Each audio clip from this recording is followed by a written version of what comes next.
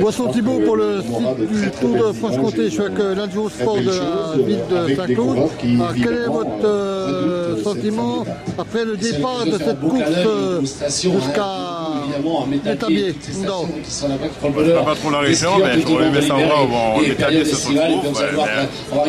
Écoute, c'est bien, donc c'est la première fois que je participe à cet événement. À qui je transmets évidemment l'invitation dès qu'il arrive. Le sport dans le vélo, c'est la première fois que je participe, c'est la première fois. Jean Le Millier, monsieur le maire. Monsieur le maire qui va vous donner plus d'infos. Et puis bon, nous avons donc la joie de le venir ici sur le podium. Et ensuite, on peut-être rapide repartir. On va quand même attendre que monsieur. Alors, vous allez suivre le Tour de Franche-Comté aujourd'hui, alors, dans une voiture? Non, pas aujourd'hui. Sous les yeux de notre ami Dominique Tettelan. Salut évidemment l'hebdo du Jura. Salut nos amis journalistes. Le progrès, on a Eh bien d'accord, merci monsieur l'Adjo Sport. Le Vendée va s'imposer donc ici. Eh bien, victoire donc de Beckering, Berk-Albert Beckering, de la Crawford, Fabien Canal sera deuxième. Julien Guy peut-être pour la troisième place. Julien Guy peut-être pour la troisième place, alors que, évidemment, ça va être très difficile. C'est pas encore Julien Guy sera troisième, la quatrième place. On va attendre le verdict évidemment dans un instant. Mais du côté... Boisson Thibault pour le site du Tour de Franche-Comté. Je suis avec le maire du Mont-d'Or.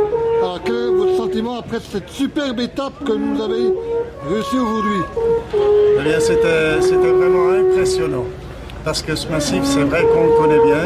On ne le connaissait pas dans ce type d'épreuve qui est une première sur notre massif du Mont-d'Or, qui est également le toit du département. De voir ces jeunes athlètes arriver presque avec une facilité là au-dessus. Ils se sentaient en souffrance également, mais bon, c'est vrai que c'est vraiment prenant, c'est presque de l'émotion. Voilà, c'est vraiment superbe.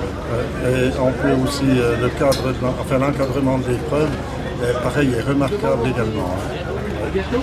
Alors oui, j'ai suivi l'étape aujourd'hui, mais j'ai trouvé une arrivée extraordinaire. Vous nous avez régalé. Voilà, disons que le site, c'est pas nous qui l'avons fabriqué, nous l'avons simplement aménagé et sécurisé pour accueillir cette arrivée d'étape.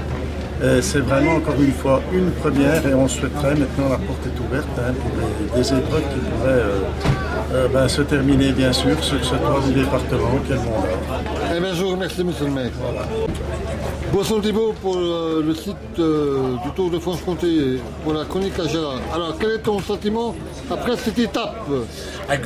C'était une étape attendue difficile, dans un site exceptionnel, ce le fut. Le temps étant de la partie, on peut être un petit peu surpris parce que c'est vrai qu'il n'y a pas des écarts phénoménaux. Certes, on a une tradition de dire que ce soir, on sait que beaucoup de coureurs ont perdu le 35e Tour de Franche-Comté, mais on ne sait pas véritablement celui qui l'emportera. On a vu une grande équipe de l'Armée de Terre, on a vu un beau vainqueur, Derk-Abel Beckering, le coureur néerlandais qui aura 22 ans au mois de septembre prochain.